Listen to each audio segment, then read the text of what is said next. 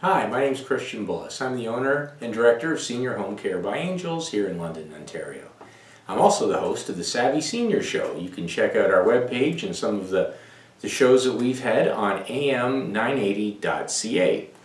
So today I'm here to talk about, again, I'm continuing the series we have on some of our informational brochures, and I'm talking about one that a subject that can be again kind of delicate and hard to discuss with older loved ones. And this we have a brochure for that, and it's called "Talking with Older Drivers."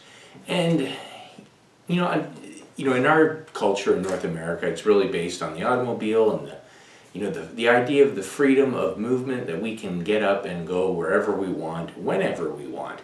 And we've lived with that for generations now in North America, and it can be quite a difficult thing when the automobile is taken away from a senior, or when they're unable. Many seniors get to a point and they feel that they don't feel comfortable driving.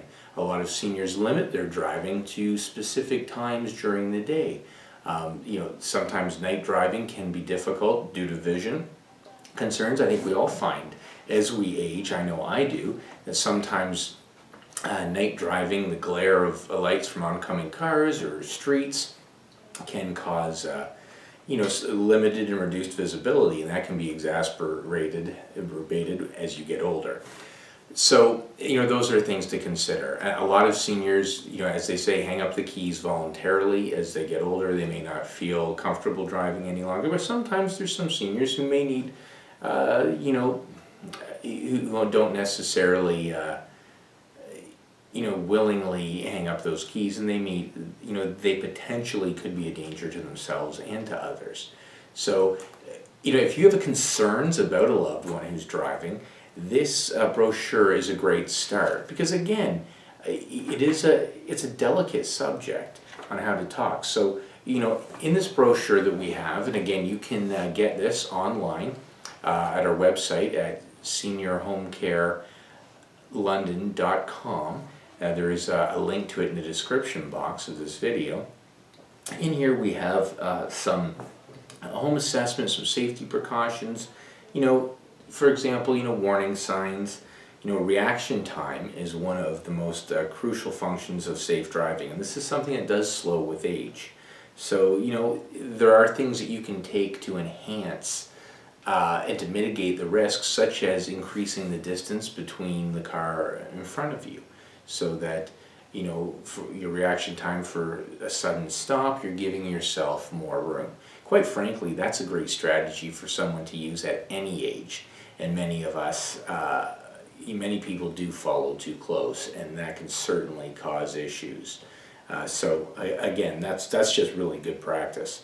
Vision, again, is something essential for driving. It's something that can, at times, be mitigated as we get older. So one of the things that they talk about as age is that peripheral vision changes with age. And it's very significant because apparently close to 98% of what we see when we drive is first seen through the peripheral vision. So driving at night as well becomes more difficult as we age. So that's something to be aware of. Hearing, some hearing loss, of course, is common with seniors and as we get older, but that is something studies show that people who have hearing difficulties are more likely to be inattentive to their surroundings. So that's a potential. People, they're not listening for stuff potentially, and of course there are many audible warnings we get when you're driving a car. The screeching of somebody's tires is potentially something that could be a situation could be developing around you. And of course, being on the lookout and the listen for emergency vehicles that are very common when you're driving in a urban city environment. So we have a little health and safety home assessment that we can do for people's driving issues. So what can I do as a family member or friend do if I'm concerned about the driving ability and safety of an older person who I know? So we have to recognize how important driving is to people and the freedom that comes with it. So sometimes it's something to have a discussion with somebody. It's always great to have other options as well to their transportation, what they will do in those cases. Um, you, you certainly can get help from potentially family physicians can offer some resources and help. There are resources if you go online to your provincial Ministry of Transportation, online or at the ministries themselves, so that they can have information that can assist. One of the things that I've run into over the years too, when we have clients who may be at the point where they can no longer drive, and they're struggling with that, is in a lot of cases we find seniors are really reluctant to using taxis. Instantly when you say a taxi, it's like, oh, it's so expensive, taxis are so expensive. But there's a very simple exercise that you can do with a senior to help them get over the cost factor of taxis. And that's simply, let's look at their expenses on an automobile. How much is their insurance per month? Take that amount. How much on gas do they spend? Let's average out their yearly repair bills. Do they have a payment on that vehicle, or is the vehicle already paid off? If it is already paid off, there's still a cost associated that they spent with that vehicle. Let's find the monthly cost of that. You break that down, and you'll come up with a monthly cost of how much money you've been spending to drive. Now you take that and you look at what would be the cost of their average taxi fare to where they may live and to where they may be going. Is it $20? Is it $30? Is it $40? Determine that and then divide that by their total monthly cost, and you'll see they generally end up having more rides available than they're even going to need. So you find that actually taking a cab in a lot of cases can be more affordable than the car that they had. So that helps them get over that part. And having a taxi, the ability to take a cab when you want to take a cab, right away, that gives you back that freedom of movement to go where you want to go when you want to go there.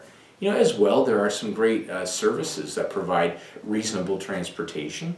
Meals on Wheels here in London has a great transportation service, primarily for medical appointments, however, but still it's extremely affordable. I believe it's $15 two ways.